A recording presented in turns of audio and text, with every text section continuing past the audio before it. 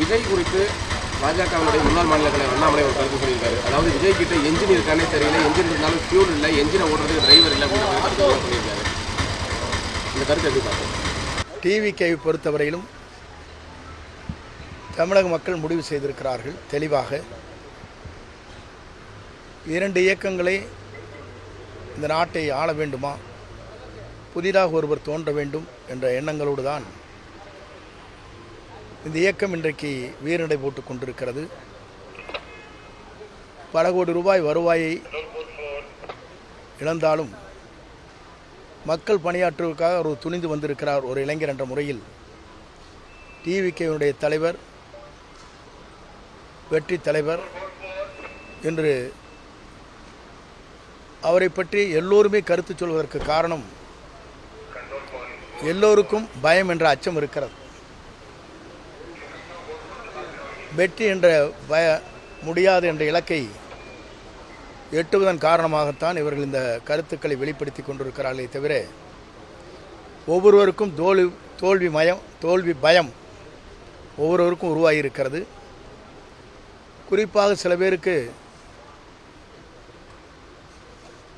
தோல்வி பயம் என்பது தன்னுடைய இடத்தில் வெற்றி பெற இயலாது என்ற முறையிலே தான் ஒவ்வொரு இயக்கங்களும் தங்களுடைய கருத்துக்களை இன்றைக்கு பரிமாறிக்கொண்டிருக்கிறார்கள். குறிப்பாக இளைஞர்கள் மட்டுமல்ல, வெளிநாடுகளில் இருக்கின்ற தமிழர்கள் அத்தனை பேரும்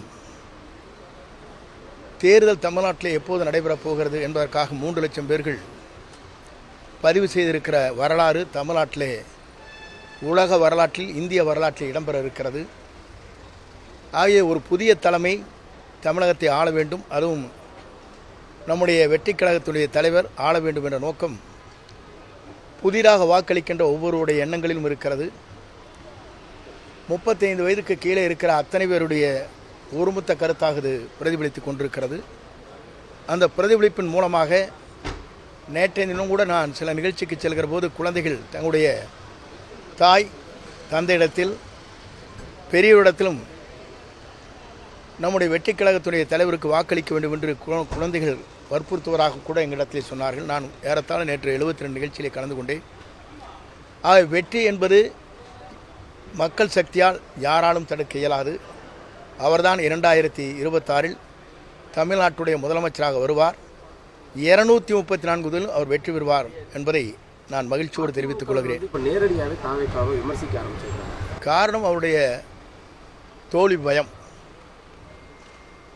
அவர்களை பொறுத்தவரையில் உங்களுக்கு நன்றாக தெரியும், தோல்வி பயம் ஏற்பட்டால் மட்டும்தான் இதுபோன்ற கருத்துக்களை பல பேர் பரிமாறிக்கொண்டிருக்கிறார்கள்.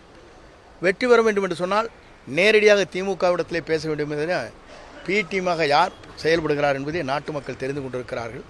ஆகவே அதை பற்றியெல்லாம் கருத்து சொல்வது அவரை போன்று அவர்களுக்கு நான் கருத்து சொல்ல விரும்பவில்லை. எந்த கருத்தை அவர் வேண்டுமானாலும் சொல்லட்டும்.